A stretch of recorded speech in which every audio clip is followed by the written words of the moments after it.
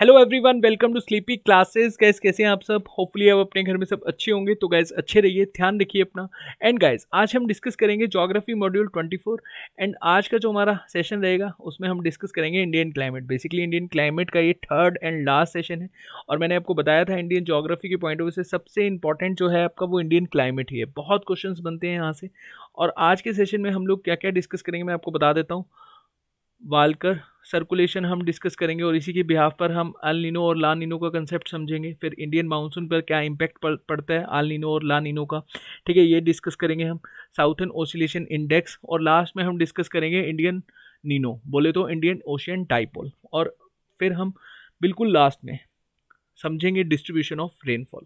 तो चलिए स्टार्ट करने से पहले मैं आपको बता देता हूँ कि प्रीवियस सेशन में हमने क्या किया था। थोड़ा सा हम आइडिया ले लेते हैं, तभी हम इस सेशन के साथ अपने आप को बहुत ईजिली कनेक्ट कर पाएंगे। देखिए प्रीवियस सेशन में मैंने आपको बताया था कि इंडिया में जो मानसून बनता है या मानसून की कंडीशन बनती है, ठीक है, उसमें हमने डिस्कस किया था कि तिब्बतन प्लेटू का बहुत इंपॉर्टेंट रोल रहता है, क्योंकि ईस्टर्न जेट स्ट्रीम यहाँ से चलती है, यहाँ पर काफ़ी लो प्रेशर हो जाता है और यहाँ से लो प्रेशर होने की वजह से एयर असेंड करती हैं और ये ईस्टर्ली जेट स्ट्रीम हिट करती हैं कहाँ पर, ये वाले पार्ट में, ठीक है, जहाँ से विंड हमारे इंडिया की ओर चलती हैं, ठीक है। ये पूरा एरिया घूम कर आती हैं, ठीक है, इस तरह से एरिया घूम कर आती हैं, ठीक है। यहाँ पर हमने प्रीवियस सेशन में अच्छे से समझा था और इस वाले पार्ट पर हिट करती हैं, ठीक है। और यहाँ पर हमने समझा था एक माडागास्कर आइलैंड है, यहाँ पर हाई प्रेशर होता है और हाई प्रेशर से लो प्रेशर की कंडीशन हम काफ़ी अच्छे से समझ ही चुके हैं फिजिकल ज्योग्राफी में, कि जो विंड्स हैं वो हाई प्रेशर से लो प्रेशर मूव करती हैं। तो एक तो ये वाला पार्ट हमने समझा था कि जो हमारा मानसून है या फिर जो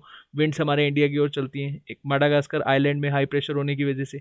सेकेंडली हमने समझा था ईस्टर्ली जेट स्ट्रीम जो तिब्बतन प्लेटू से चलती है उसका काफ़ी इंपॉर्टेंट रोल रहता है, ठीक है। और एक हमने समझा था ITCZ जोन जो गंगा प्लेन में बन जाता है, इस रीजन में हमें सनरेज देखने को मिलती है और इसी वजह से यहाँ पर एक्सट्रीम लो प्रेशर हो जाता है, हाई नहीं एक्सट्रीम लो प्रेशर हो जाता है, ठीक है। और अगर यहाँ लो प्रेशर होगा तो यहाँ वाले पार्ट में क्या हो जाएगा, हाई प्रेशर होगा। और हमने ये तो बात समझी थी, हाई प्रेशर से लो प्रेशर हमारी इवेंट्स मूव करती हैं और इसी वजह से हमें मानसून देखने को मिलते हैं। अब मानसून की बहुत सारी कंडीशन है। देखो इंडिया का जो क्लाइमेट है ना उसको समझना बहुत मुश्किल है। जोग्राफर्स भी खैर ये चीज़ मानते हैं कि काफ़ी कम्प्लेक्स है इंडियन मानसून, ठीक है। अभी के लिए जितनी कंडीशंस हमने समझी डेफिनेटली आपको समझ में आई होगी, ठीक है। आज जो हम डिस्कस करेंगे उसमें हम लोग मेनली बात करेंगे वाकर सर्कुलेशन, जो अल नीनो वाला कंसेप्ट है, ठीक है, बहुत ही इंपॉर्टेंट है, यहाँ से बहुत क्वेश्चंस बनते हैं, ठीक है। और मैंने आपको बताया था कि जो साउथ वेस्ट मानसून है, जिसको बेसिकली हम मानसून को साउथ वेस्ट मानसून कहते हैं क्योंकि सबसे पहले ये हिट करता है मालाबार कोस्ट को, ठीक है, जिसको हम बर्स्ट ऑफ मानसून कहते हैं, या फिर आप ऐसे समझो it is a condition which develops when monsoon hit Malabar coast. Malabar coast यहाँ पर अब मैं आपको दिखाता हूँ, जस्ट अ सेकेंड। ये जो केरला वाला रीजन है इसको हम लोग क्या कहते हैं, मालाबार कोस्ट, ठीक है। जब मानसून यहाँ पर हिट करता है तभी रेनफॉल स्टार्ट हो जाती है और पूरा का पूरा जो वेस्टर्न घाट वाला वेस्टर्न पार्ट है यहाँ पर हमें एक्सट्रीम लेवल पर रेनफॉल देखने को मिलती है, ठीक है। तो अराइवल मानसून हमने देखा साउथ वेस्ट मानसून यहाँ, जिसको आपको अब इसकी वजह से हमारे इंडिया में 75% रेनफॉल देखने को मिलती है फर्स्ट वीक ऑफ जून। आज की डेट में खैर थोड़ा लेट हो गया मानसून, हमें ये कुछ दिन बाद मानसून देखने को मिलेगा, लेकिन वैसे अभी हिट कर चुका है मालाबार कोस्ट को, अगर आप न्यूज़पेपर पढ़ते हो तो, ठीक है। अब देखिए साउथ वेस्ट मानसून जो है इंडिया का, जो ये ट्रेंगल वाला पार्ट है, इसकी वजह से ये दो जगह से विंड्स एंटर करती हैं। एक तो ये वाले पार्ट से करेंगी, ठीक है, जो वेस्टर्न वाला पार्ट है, एक ईस्ट वाले पार्ट से करेंगी विंड एंटर। जो वेस्ट वाले पार्ट से विंड एंटर कर रही है इसकी वजह से, या ऐसे समझो अरेबियन सी की वजह से, यहाँ पे अरेबियन सी है ना, तो यहाँ पर अरेबियन सी की वजह से 65% हमें प्रेसिपिटेशन देखने को मिलता है। और यहाँ क्या है, बे ऑफ बंगाल, इसकी वजह से हमें 35% हमारे इंडिया में प्रेसिपिटेशन देखने को मिलता है, ठीक है। तो अरेबियन सी पर अरेबियन सी से जो विंड जाती हैं ये 3 ब्रांचेस से हमारे इंडिया में एंटर करती हैं। फर्स्ट ब्रांचेस तो वही मालाबार कोस्ट, केरला का जो मालाबार कोस्ट है यहाँ पर एंटर करती हैं और एक स्टीप स्लूप ले लेती हैं वेस्टर्न घाट का, जो वेस्टर्न वाला पार्ट है यहाँ पर प्रेसिपिटेशन करवाती रहती है। सेकेंड जो ब्रांच है ये अरेबियन सी की, ये एंटर करती है सेंट्रल इंडिया से through the valley of Narmada and Tapti, और नॉर्थ मुंबई वाला जो रीजन है यहाँ पर काफ़ी रेनफॉल करवाती रहती है, ठीक है, और काफ़ी ज़्यादा रेनफॉल हमें देखने को मिलता है। जो थर्ड ब्रांच बनती है वो बनती है सौराष्ट्र वाले रीजन से, या फिर आप इसको काठियावाड़ रीजन गुजरात का कंसिडर कर सकते हो। तो यहाँ से एंटर करती हैं थर्ड स्टेज या फिर थर्ड ब्रांच, ठीक है जी। उसके बाद बे ऑफ बंगाल से हमारी 2 ही ब्रांचें बनती हैं। एक पहली ब्रांच बनती है मेघालय में, मैंने आपको प्रीवियस सेशन में बताया था गारो हिल्स, ठीक है जी, यहाँ चल लिख लेते हैं गारो हिल्स, खासी हिल्स और एक है जयंतिया हिल्स। ठीक है जी। अब ये जो खासो, जयंतिया और गारो हिल्स हैं, और यहाँ पर हमें देखने को मिलता है शिलोंग प्लेट्यू। ठीक है जी। तो यहाँ पर जब विंड्स इनके बीच में पहुँचती है तो ये विंड्स यहाँ पर इन माउंटेन्स को माउंटेन्स के बीच में कैप्चर हो जाती हैं, ठीक है, फंस जाती हैं और एक फनल शेप ले लेती हैं। ठीक है, जब फनल शेप लेती है तो यहीं पर ये ज़्यादा प्रेसिपिटेशन कराती है, और ये वही एरिया है जिसको हम माइंसराम कहते हैं, जहाँ पर सबसे ज़्यादा वर्षा होती है। वर्ल्ड का हाई रेनफॉल एरिया कहा जाता है, 1200 सेंटीमीटर के आसपास यहाँ पर वर्षा होती है। ठीक है जी। और मैंने आपको बताया था मानसराम में दो कंडीशन बनती है, एक तो सबसे वेटेस्ट प्लेस है और यहाँ पर एक ड्राउट लाइक कंडीशन भी बनती है, क्योंकि यहाँ पर हमें पाए जाते हैं हार्ड रॉक्स, और हार्ड रॉक्स इतना मॉइस्चर ना होने की वजह से यहाँ पर रिटेंशन रेट कम होता है। डेट्स वाई हमें यहाँ पे ड्राउट लाइक कंडीशन भी बनती है। बाकी हमने प्रीवियस सेशन में काफ़ी डिटेल में समझा था, तो होपफुली आपने वो प्रीवियस सेशन देखा होगा और आपको हर कंडीशन समझ में आई होगी। ठीक है, ईस्टर्ली जेट स्ट्रीम का क्या रोल रहता है, मडागास्कर जो आइलैंड है वहाँ पर जो हाई प्रेशर बनता है वो किस तरह से विंड्स को हिट करता है, और विंड्स बहुत ही तेज़ी से इंडियन कॉन्टिनेंट की ओर चलती हैं, ठीक है, या फिर इंडिया वाले पार्ट की ओर चलती हैं, और हमारे पूरे देश में हमें रेनफॉल देखने को मिलता है। ठीक है, चलिए अभी हम समझेंगे वाग का सर्कुलेशन। देखिए, इल नीनो का इम्पैक्ट क्या है, ला नीनो का इम्पैक्ट क्या है, मैं आपको पीपीटी के थ्रू समझा दूंगा, लेकिन पहले हम डायग्राम के थ्रू समझते हैं। अगर हमें डायग्राम के थ्रू कंडीशन समझ में आ गई तो बिल्कुल सेम सा ही लिखा हुआ है, ठीक है, तो आप वो भी समझ पाएंगे। तो डायग्राम से समझना हमारे लिए ज़्यादा इंपॉर्टेंट है।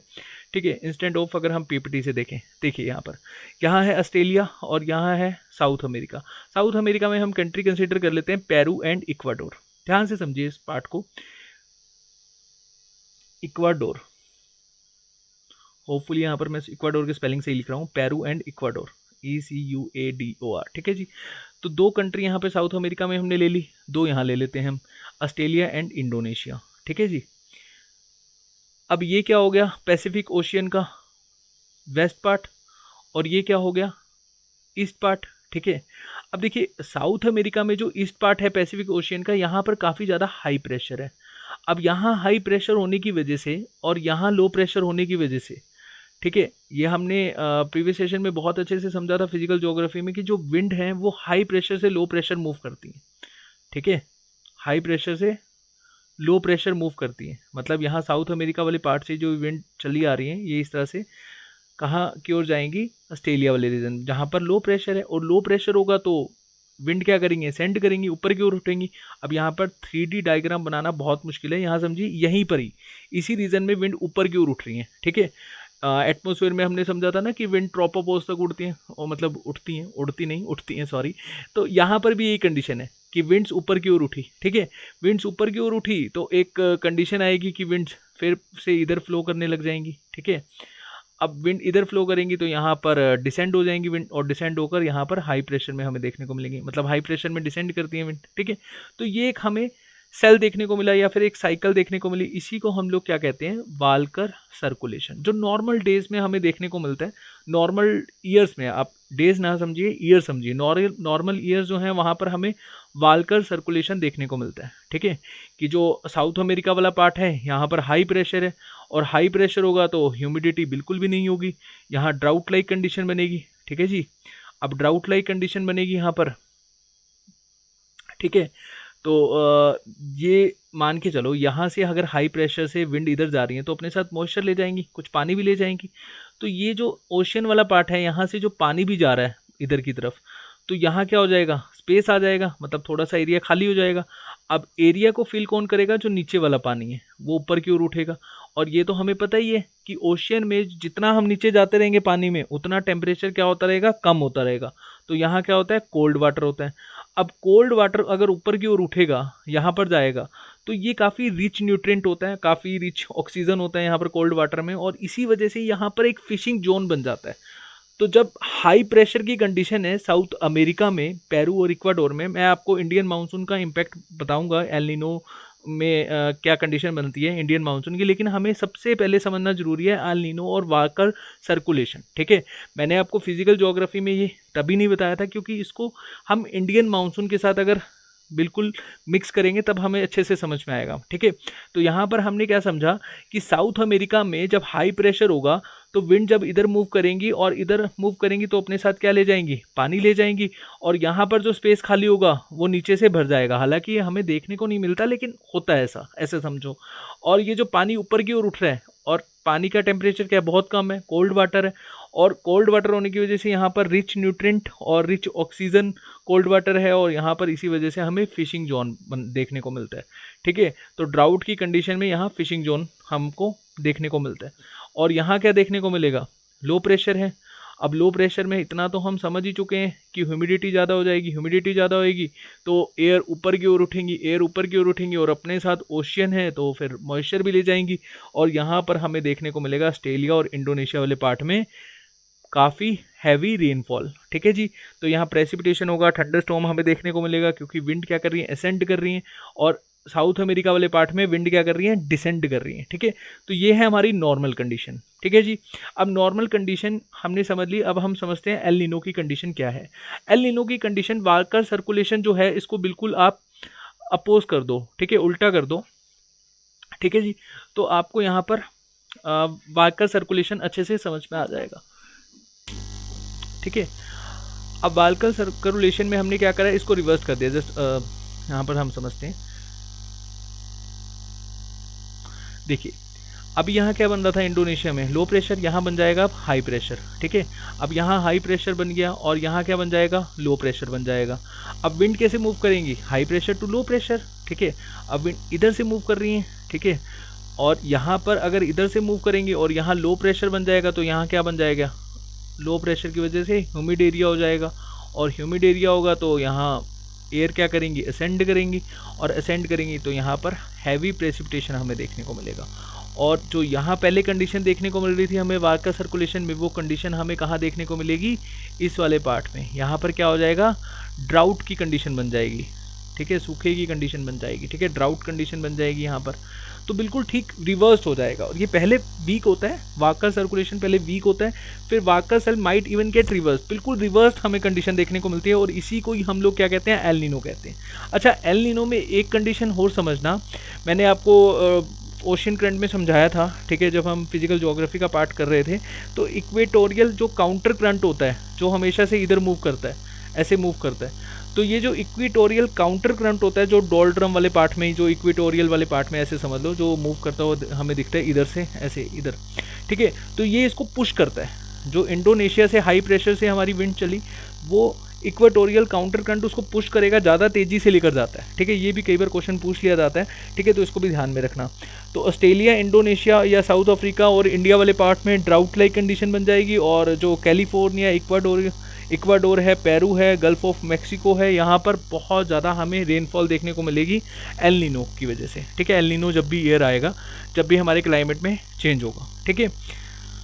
अब देखिए एल नीनो की कंडीशन में हमने समझा, चलिए यहाँ पर समझते हैं हम, दूसरे डायग्राम में हमें अच्छे से समझ में आएगा, ठीक है। यहाँ पर देखिए, ये नॉर्मल ईयर था, नॉर्मल ईयर में हमने क्या देखा, यहाँ हाई प्रेशर है, यहाँ लो प्रेशर है, ठीक है, विंड इधर मूव कर रही है, ठीक है जी। और इसके ठीक विपरीत हमें कहाँ देखने को मिला, जब एल नीनो ईयर आया, यहाँ क्या हो गया, हाई प्रेशर हो गया, यहाँ लो प्रेशर हो गया, और विंड इधर मूव कर रही है। मतलब जो कंडीशन पहले यहाँ बन रही थी ड्राउट वाली, वो कंडीशन यहाँ बन जाएगी, जो यहाँ कंडीशन पहले रेनफॉल वाली बन रही थी अब वो यहाँ बन जाएगी, ठीक है।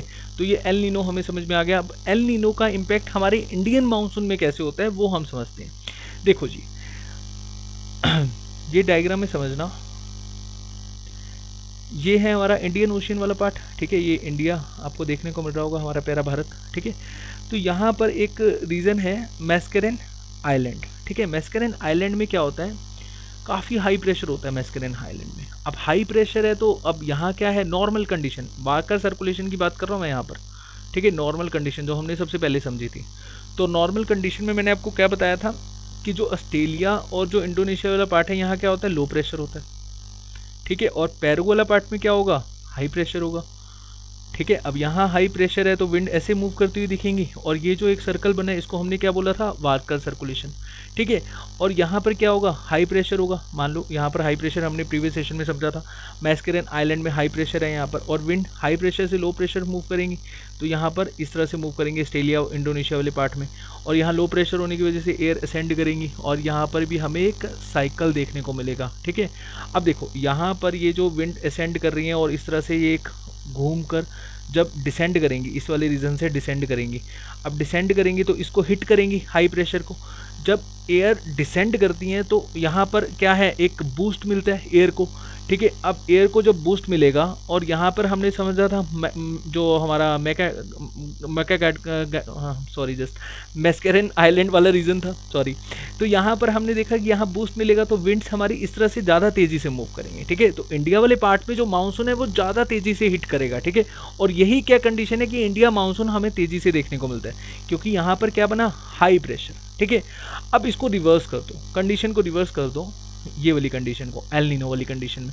अब एल नीनो कंडीशन में यहाँ हमें हाई प्रेशर देखने को मिला था, ठीक है जी, और इधर क्या देखने को मिला था, लो प्रेशर देखने को मिला था, ठीक है। ध्यान से समझना इसको। अब यहाँ क्या देखने को मिला था, लो प्रेशर, ठीक है। अब यहाँ अगर हाई प्रेशर होगा, क्या ये साइकिल बन पाएगी, ये साइकिल नहीं बन पाएगी, इनका रिलेशनशिप टूट जाएगा, ठीक है जी। अब रिलेशनशिप टूट जाएगा तो विंड क्या होंगी, साइकिल नहीं बना पाएंगी, तो ये इधर से डिसेंड नहीं हो पाएंगी। मतलब जो पहले तेज़ी से हमारी विंड इंडिया ओशन की तरफ जा रही थी, यहाँ पर काफ़ी ज़्यादा विंड असेंड होने की वजह से विंड को एक बूस्ट मिल रहा था, वो बूस्ट नहीं मिलेगा। इंडियन मानसून जाएगा तो सही इंडियन रीजन में, लेकिन उतनी तेज़ी से नहीं जाएगा जितनी तेज़ी से पहले जाता था। इसी वजह से हम क्या कहते हैं, एल नीनो कंडीशन की वजह से जो हमारा इंडियन मानसून है वो पहले के कंपैरिजन में वीक हो जाता है, ठीक है। हालांकि समटाइम्स क्या होता है, एल नीनो का भी प्रभाव नहीं पड़ता, लेकिन मेनली जो कंडीशन है वो यही है कि इंडियन मानसून जो है वो एल नीनो की वजह से क्या हो जाता है, वीक हो जाता है, ठीक है। और ये क्या कंडीशन है, मैस्केरेन आइलैंड को हिट नहीं मिल पाता, मतलब एक तरह से हाई जो प्रेशर वाली कंडीशन है वो बन नहीं पाती, रिलेशनशिप टूट जाता है। जब यहाँ पर एल नीनो आता है, हाई प्रेशर यहाँ आ जाता है, तो ये साइकिल बन नहीं पाती, और इसी वजह से यहाँ पर डिसेंड नहीं होती विंड अच्छे से, ठीक है। चलिए, तो यहाँ पर हमने समझा वार्कर सर्कुलेशन क्या होता है, एल नीनो करंट क्या होता है, ठीक है। अब इसको भी समझ लेते हैं, साउथर्न ओसिलेशन। देखो, जब साउथर्न वाले पार्ट में हमें मेट्रोलॉजिकली चेंज देखने को मिलता है, ठीक है। मतलब पहले क्या था, यहाँ पर नॉर्मल कंडीशन में यहाँ हाई प्रेशर था और यहाँ क्या था, लो प्रेशर था। अब अगर यहाँ पर चेंज होगा, अच्छा ये एरिया हमने दो एरिया ले लिया, ऐसे समझ लो दो एरिया ले लिए, इस दो एरिया के बीच में अगर हम देख रहे हैं कि चेंज हो रहा है, इसी को हम लोग क्या कहते हैं, साउथर्न ओसिलेशन। ये दो एरिया कौन से, एक तो डार्विन है, ये ऑस्ट्रेलिया का एक पोर्ट है डार्विन पोर्ट, ठीक है, और एक है ताहिती, इसको कहा जाता है ताहिती ऑफ फ्रेंच पोलिनेशिया, ठीक है। इस पार्ट के बीच में अगर हमें चेंज देखने को मिलेगा, मतलब अगर डार्विन में लो प्रेशर की जगह हाई प्रेशर बनेगा और ताहिती में हाई प्रेशर की जगह लो प्रेशर बनेगा, इसी को हम लोग क्या कहेंगे, साउथर्न ओसिलेशन इंडेक्स, ठीक है जी। अब साउथर्न ओसिलेशन इंडेक्स को भी हम टू पार्ट्स में डिवाइड कर देते हैं, पॉजिटिव और नेगेटिव, ठीक है। जब नॉर्मल कंडीशन थी, मतलब वार्कर वाली कंडीशन थी, वार्कर वाली कंडीशन में क्या था, यहाँ हाई प्रेशर था और यहाँ क्या था, लो प्रेशर, इसको हम लोग क्या कह देते हैं, पॉजिटिव साउथर्न ओसिलेशन इंडेक्स, ठीक है।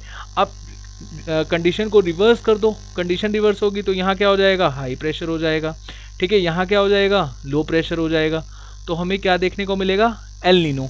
तो इस कंडीशन को हम क्या बोलेंगे, नेगेटिव साउथर्न ओसिलेशन इंडेक्स, ठीक है। बहुत ही सिंपल था। चलिए, तो ये डायग्राम के थ्रू आप समझ सकते हैं, एल नीनो कंडीशन में मैंने आपको यही बताया, एल नीनो कंडीशन में क्या हो जाएगा, यहाँ क्या हाई प्रेशर हो जाएगा और हाई प्रेशर से विंड इधर मूव करती हुई हमें देखेंगी, ठीक है। और ला नीनो कंडीशन, अच्छा ला नीनो कंडीशन हम समझ लेते हैं, ये हमारे इंडिया के लिए काफ़ी अच्छा है। देखो, हमने वार्कर कंडीशन समझी, वार्कर कंडीशन में हमने देखा कि जो साउथ अमेरिका वाला पार्ट है, साउथ अमेरिका वाला पार्ट है, यहाँ पर हाई प्रेशर बन जाता है, ठीक है, और यहाँ क्या बन जाता है, लो प्रेशर। अब ऐसे समझ लो ला नीना को कि यहाँ पर जो नॉर्मल कंडीशन थी, मतलब जो हमारी वार्कर कंडीशन थी, इसको अगर हम एक्सट्रीम लेवल पे कर दें, मतलब यहाँ पर एक्सट्रीम हाई प्रेशर कर दें, तो क्या होगा, विंड तेज़ी से मूव करेंगी, ठीक है। और यहाँ पर जो हमने एक आइलैंड समझा था, मैस्केरेन आइलैंड, यहाँ पर भी हम हाई प्रेशर ज़्यादा कर दें तो कंडीशन क्या हो जाएगी, एक्सट्रीम लेवल पे हो जाएगी। और अगर यहाँ पर भी हाई प्रेशर ज़्यादा होगा और यहाँ पर भी हमारा हाई प्रेशर हमें ज़्यादा देखने को मिलेगा इधर साउथ अमेरिका वाले पार्ट में, तो विंड तेज़ी से मूव करेंगी, तो इंडियन मानसून को अल्टीमेटली एक हिट बहुत तेज़ी से मिलेगा, मतलब विंड जो बहुत तेज़ी से हमारे इंडियन मानसून इंडियन ओरिजिन वाले पार्ट में जाएंगे और इसी वजह से हमारे को इंडियन मानसून का प्रभाव ज़्यादा देखने को मिलेगा। ठीक है, तो ला नीनो कंडीशन हमारे लिए अच्छी है। ठीक है, इंडियन मानसून खैर हमारी एक कृषि प्रधान देश है, 55% के आसपास हमारे देश में फार्मर्स हैं और इंडियन मानसून के पॉइंट ऑफ व्यू में काफ़ी हमारा देश निर्भर करता है। ठीक है, तो ला नीनो की कंडीशन में खैर फ्लड भी आता है, लेकिन कंडीशन काफ़ी अच्छी बन जाती है इंडियन मानसून के पॉइंट ऑफ व्यू से अगर हम समझें। ठीक है, तो अब ये दो कंडीशन है, ये समटाइम्स पूछ ली जाती है, इल नीनो मोदाकी एंड ला नीनो मोदोकी। ठीक है, इसको समझते हैं। देखो यहाँ पर क्या हुआ, हमने नीनो में समझा था कि भाई जो ऑस्ट्रेलिया और इंडोनेशिया वाला पार्ट है यहाँ पर क्या हो जाता है, हाई प्रेशर हो जाता है। ठीक है, या ऐसे समझो एल नीनो में क्या होता है, यहाँ पर भी हाई प्रेशर हो गया ऑस्ट्रेलिया इंडोनेशिया वाले पार्ट में, और पेरू और इक्वाडोर वाले में भी हाई प्रेशर हो गया। ठीक है, अब लो प्रेशर कहाँ पे होगा, मिड में, पैसिफिक ओशन के बिल्कुल मिड में। तो हाई प्रेशर से यहाँ गई और यहाँ पर जो मिड में लो प्रेशर हुआ तो यहीं से एयर क्या करेंगी, असेंड करेंगी और ये एक साइकिल बनाएंगी और यहाँ से एयर डिसेंड करेंगी, और इधर से यहाँ पर ये एक साइकिल बनाएंगी, यहाँ से एयर डिसेंड करेंगी। तो ये जो मिड वाला पार्ट है पैसिफिक ओशन का या सेंटर वाला पार्ट है, यहाँ पर हमें हैवी प्रेसिपिटेशन देखने को मिलेगा। इसी को हम लोग क्या कहते हैं, एल नीनो मोदाकी, जब दोनों ही रीजन में क्या हो जाए, हाई प्रेशर में। ठीक है जी, क्लाइमेट में अगर ऐसा चेंज हो जाए कि दोनों ही रीजन में हाई प्रेशर है। ठीक है, यहाँ पर उल्टा दोनों ही रीजन में लो प्रेशर हो जाएगा और सेंटर में क्या हो जाएगा, हमारा हाई प्रेशर। ठीक है, और सेंटर में जब हाई प्रेशर होगा तो विंड हमारी मूव करेंगे high pressure to low pressure.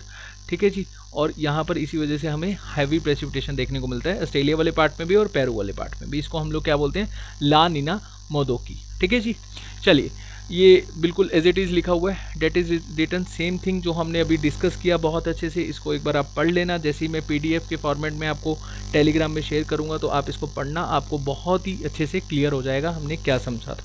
चलिए, उसके बाद साउथर्न ऑसिलेशन इंडेक्स मैं आपको बता चुका हूँ, ये डायग्राम में एक बार हम दोबारा देख लेते हैं। ये एक एरिया हमने ले लिए, दो एरिया के बीच में अगर हम देखते हैं कि साउथर्न वाले पार्ट में अगर ऑसिलेशन या फिर कुछ चेंजेस देखने को मिलते हैं, इसको हम लोग क्या कहते हैं, southern oscillation index. Normal condition क्या थी, यहाँ हाई प्रेशर था, यहाँ लो प्रेशर था। अगर इसका विपरीत हो जाएगा, लो प्रेशर और यहाँ हाई प्रेशर, या इसके रीजन के बीच में जो कंडीशन बनेगी, इसी को हम लोग क्या कहते हैं, साउथर्न ऑसिलेशन इंडेक्स कहते हैं। ठीक है जी, चलिए लास्ट में Indian ocean dipole and its impact on Indian monsoon. Indian monsoon का ये लास्ट कंसेप्ट है, इंडियन ओशन डाइपोल। ये बहुत ही ईजी है इसको समझना। ठीक है, यहाँ पर समझो, ये है हमारा प्यारा भारत, जस्ट ए सेकेंड, देखिए ये है हमारा प्यारा भारत। ठीक है, अब यहाँ पर मैंने आपको बताया था प्रीवियस सेशन में कि जो मानसून है वो एंटर करता है साउथ वेस्ट मानसून, इसको अराइवल मानसून को हम कहते हैं साउथ वेस्ट मानसून, क्योंकि ये केरला के मालाबार कोस्ट को हिट करता है सबसे पहले। ठीक है, ये हमने प्रीवियस सेशन में समझा। अब ऐसे समझ लो कि इंडियन ओशन का जो वेस्टर्न वाला पार्ट है ये हो जाए हॉट वार्म वाटर, या फिर वार्म वाटर, हॉट तो और वार्म वाटर एक ही बात है, वार्म वाटर हो जाए। ठीक है, और ये क्या हो जाए, कोल्ड वाटर हो जाए। ठीक है, अब वार्म वाटर होगा तो वार्म वाटर क्या है, ऊपर की ओर जल्दी उठेगा, मतलब यहाँ पर प्रेसिपिटेशन ज़्यादा हमें देखने को मिलेगा वार्म वाटर की वजह से।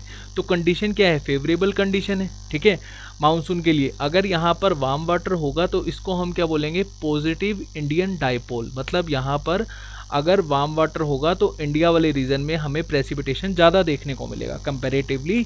अगर यहाँ पर हमारा कोल्ड हो जाए, मतलब वेस्टर्न वाले पार्ट में कोल्ड हो जाए, जो हमारी ये दूसरी कंडीशन है नेगेटिव वाली, और जो ईस्टर्न वाला पार्ट है, ये वाला पार्ट है, यहाँ पर हमारा वार्म हो जाए, तो हमें यहाँ पर इस वाले रीजन में प्रेसिपिटेशन ज़्यादा देखने को मिलेगा। ठीक है, तो कंडीशन को समझना है कि अगर फेवरेबल कंडीशन होगी तो वहाँ पर हमें इंडिया वाले पार्ट में ज़्यादा प्रेसिपिटेशन देखने को मिलेगा। और फेवरेबल कंडीशन क्या है कि अगर हमारा वेस्ट इंडियन ओशन का जो वेस्ट इंडियन ओशन वाला पार्ट है ये वार्म करंट हो जाए। ठीक है, चलिए तो इसी को हम लोग क्या कहते हैं, इंडियन ओशन डाइपोल।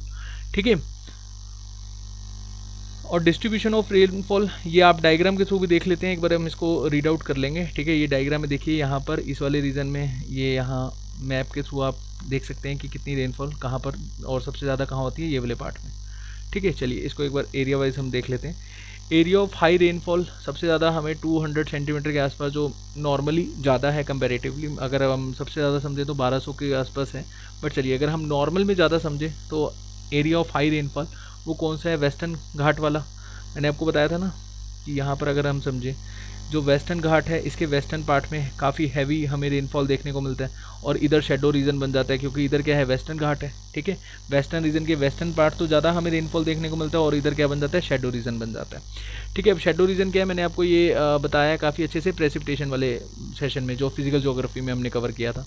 तो वेस्टर्न कोस्ट, वेस्टर्न घाट, सब Himalayas region, north eastern region, यहाँ पर हमें ज़्यादा रेनफॉल देखने को मिलती है कंपैरेटिवली अदर रीजन। उसके बाद मीडियम जो है 100 से 200 सेंटीमीटर, ठीक है, ये क्राइटेरिया। और ये जो रेनफॉल है हमें देखने को मिलती है Orissa, Jharkhand, Bihar, eastern Madhya Pradesh, northern plain of Ganga, ठीक है जी। तो यहाँ पर हमें मीडियम रेनफॉल देखने को मिलती है। और लो रेनफॉल हिमाचल, हरियाणा, उत्तर प्रदेश, पंजाब, जम्मू एंड कश्मीर, राजस्थान, ठीक है। राजस्थान का भी ईस्टर्न वाला पार्ट, वेस्टर्न राजस्थान तो खैर डेजर्ट है, ठीक है। तो ईस्टर्न राजस्थान में हमें यहाँ पर नॉर्मल वर्षा देखने को मिलती है, जो जयपुर वाला पार्ट आ जाता है आपका, ठीक है। एरिया ऑफ इनएडुकेट रेनफॉल, जहाँ पर हमें बहुत कम रेनफॉल देखने को मिलती है, आंध्र प्रदेश हो गया, कर्नाटका हो गया, महाराष्ट्र हो गया, लद्दाख हो गया, ठीक है, या फिर वेस्टर्न राजस्थान वाला पार्ट हो गया। अच्छा, मैंने आपको क्लाउड्स वाला चैप्टर बहुत अच्छे से डिस्कस करवाया है, ठीक है। हमने सेपरेटली इसको डिस्कस किया था, तो मैं यहाँ आपको जस्ट थोड़ा सा बता देता हूँ क्लाउड क्या होते हैं। मैंने आपको जैसे समझाया था, अगर हम इसको इन शॉर्ट समझें, क्लाउड का कंसेप्ट क्या होता है, देखो ऐसे यहाँ पर समझो, ये हमारी अर्थ है, ठीक है। और यहाँ पर अगर हम मिड में इक्वेटर लाइन ले लें, ठीक है, और सन रेज अगर यहाँ पर बिल्कुल इक्वेटर लाइन पर पड़ रही हैं, मतलब ITC-Z जोन एग्जैक्टली जहाँ जिस पोजीशन में बनता है वहीं बन रहा है, तो इक्वेटर में क्या हो जाएगा, एक्सट्रीम लो प्रेशर हो जाएगा, टेम्परेचर बहुत ज़्यादा हाई हो जाएगा, और एयर ऊपर की ओर असेंड करेंगी, मैक्सिमम ट्रोपोपोज तक जाती हैं, तो अपने साथ मॉइस्चर ले जाएंगी, क्योंकि यहाँ पर इंडियन ओशियन है और बहुत सारे ओशियन आपको देखने को मिलेंगे। तो एयर जब ऊपर की ओर जाएंगी, अपने साथ मॉइस्चर ले जाएंगी, तो ये क्या करती हैं, मतलब वाटर वेपर जब डस्ट पार्टिकल के साथ मिलते हैं तो क्लाउड का फॉर्मेशन होता है, ठीक है। और मैंने आपको क्लाउड में बताया था कि क्लाउड में प्रेसिपिटेशन कब होगा, प्रेसिपिटेशन की कंडीशन कब बनेगी, जब क्लाउड में वाटर ड्रॉप्स क्या हो जाएंगे, ज़्यादा हो जाएंगे। मतलब अगर मान लो कि क्लाउड्स कैरी करते हैं 100 वाटर ड्रॉप्स, और यहाँ पर वाटर ड्रॉप्स हो जाएंगे हमारे ज़्यादा। मैंने आपको एग्जाम्पल के थ्रू समझाया था ना, जस्ट सेकेंड, देखिए यहाँ पर अगर वाटर ड्रॉप्स 150 के आसपास हो जाएंगे और ये कैरी करते हैं 100, तो यहाँ पर हमें प्रेसिपिटेशन देखने को मिलेगा, मतलब क्लाउड हमारे प्रेसिपिटेशन करवाएंगे, ठीक है। अब देखिए, क्लाउड को हमने 3 पार्ट्स में डिवाइड किया था, हाई क्लाउड्स, मिडिल क्लाउड, लो क्लाउड, ठीक है। और लो क्लाउड को ही हमने यहाँ पर फर्दर लो क्लाउड में डिस्कस कर लिए थे, जो वर्टिकली डेवलप्ड क्लाउड हैं, ठीक है। और ये 2 हैं, मैं आपको डायग्राम में दिखाऊंगा अभी, ठीक है। तो हाई क्लाउड में हमने देखा था कि ये 6 किलोमीटर अबव तक होते हैं, ठीक है, मिडल से 2 से लेकर 6 होते हैं, और लो से 2 किलोमीटर बिलो होते हैं, ठीक है।